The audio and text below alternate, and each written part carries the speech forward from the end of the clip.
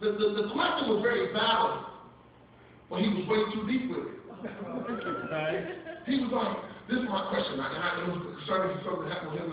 He was like, I told her this, and I said, well, she was too deep with it. It's not that deep. It's not deep. He was like, and I guess he thought about it, and he was shaking his head like, he was like a bottle man. He was shaking his head like, he said, well, and I think after he thought about it, he was like, yeah, that was a little too deep. Amen. And if we're not careful, we'll be over the edge too much. Amen. And you can't even come up about it in mind. You be trying to be so heavenly that you're on earthly good. Because you're always over the edge. Now, that's nothing wrong with prophesying to somebody and speaking into their life. But if every time I see you, I can't even speak for speaking in tongues. Amen. Amen. Think about a person who don't go to church and don't know about the tongues. Amen. And you walk up to them. Okay. Now, listen, they're going to do it like that. Don't let it be a group of people because they'll be going around thinking you crazy. Amen. The Bible says that he that wants prayer must first show himself friendly. And he that for the soul is wise. There's a way we got to go around doing this. So if we're not going to continue to play mind games with us, we'll never get it. Because this thing is, if I can't get it myself, how am I going to give it to you? That's right. It's hard to give away something you don't have. Amen. It's hard to give away an understanding that you have not first got yourself. Amen. If you've never been married, how can you give me instructions on how to do that? Amen. If you've never been divorced, how can you tell me how to divorce me? Amen. Amen. That's right. Amen. I remember when I remember when I was going through my divorce. And a lot of people that have not been divorced trying to tell me how to divorce me. Amen. It's gonna be all right. It's gonna be all right. It's church folk. Don't say shit here. Church folk. It is easier anyway. Just get away from it. Yeah, I'm telling that.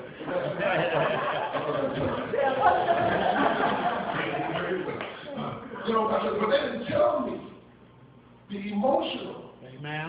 Amen.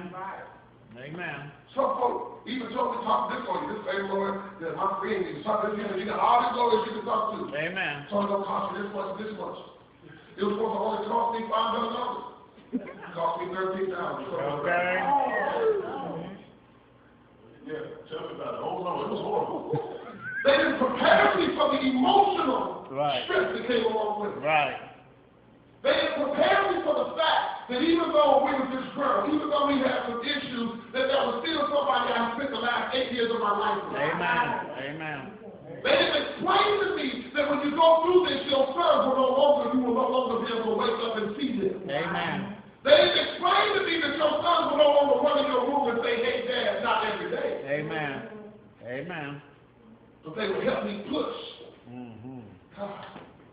To the point of where I've been. Then I got to the point I'm divorced now, and I'm single again. And you'd be surprised sometimes for some of us how singleness, you don't even want to be single no more. Amen. Yeah, because you don't want to have to learn you all over again. You got to learn their habits, they got to learn yours, and then you do that. I don't want to find out what you do in the morning. I already went through all that. I don't want to have to go through that again. But what happened was I was not prepared to deal with the emotions of me waking up and me being there by myself. Amen. Amen. I was not prepared to deal with the emotions of not being able to speak to my sons and feed them when I wanted to. Amen. I was not prepared for that. Amen. So what happens is, although I had a lot of help to do it, I didn't have a whole lot of help when I got there. Okay. You found out that the enemy will always make sure there's people to give you input when you're going through a trial. Things you have to deal with it when you got to deal with the consequences of the decisions you make. You turn around and like the same people that told you to do it now. Well, they go, man, I know it's going to be like that. You know what I'm talking about. That's why if we're spending our life waiting on other people's approval, waiting on other people to touch and agree, all this, look here, I'm sorry, y'all. Touch and agree, nothing wrong with it. I told you how to benefit, I told you how it works. But you don't have to have somebody touch and agree on everything. Well, catch the point. Somebody goes to you and say, God told me to to give you this car. 2009, Sebring or whatever you like. Why would you say? They gave you the papers, gave you the time to debt free, this is what God told me to do. Well, I got my prayer partner. Let me call them and pray about it. And I'm going to get back with you. No. Because you don't need somebody to touch and agree with you on everything. Right. Amen. And a lot of times, sometimes God is trying to see if we depend on Him or we depend on our prayer partner. Talking about the battle of the mind. Do you depend on God or do you depend on yourself? Sometimes you can't even value your own opinion. It's true. You can't even ask yourself a question. How many times you ask yourself a question and you mess your own self up?